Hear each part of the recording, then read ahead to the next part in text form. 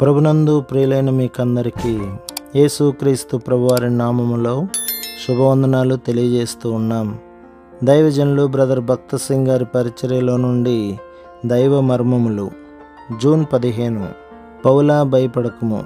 అపోస్తల కార్యములు 27వ అధ్యాయం 23వ వచనం. అపోస్తలుల కార్యములు 27వ అధ్యాయంలో ఓడ అపాయములో నుండుట చూచుచున్నాము. అందులోనున్న 276 మంది బ్రతికెదరను నమ్మకము లేకపోయెను. తీవ్రమైన తుఫానుకు వారు భయపడిరి. వారు ఓడను తేలికజేసి పారిపోవాలనని తలంచుచుండిరి. కానీ పౌలు వారిని ఆపెను.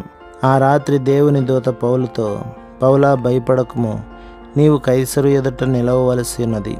ఇదిగో నీతో కూడా ఓడలో ప్రయాణమైపోవచ్చున్న వారందరినీ దేవుడు నీకు అనుగ్రహించి ఉన్నాడని చెప్పెను. దేవుని యొక్క ఈ స్వరము పౌలునకు విశ్వాసం కలిగించెను.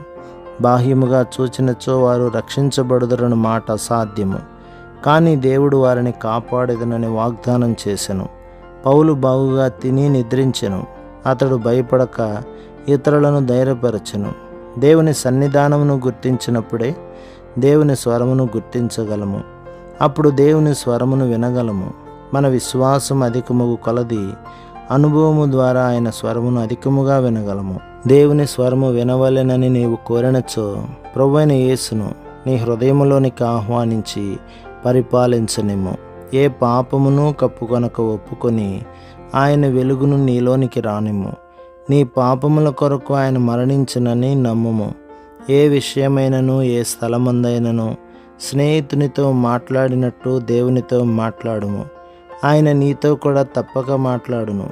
ఆయన స్వరమును వినినప్పుడు వెంటనే విధేయత చూపించుము.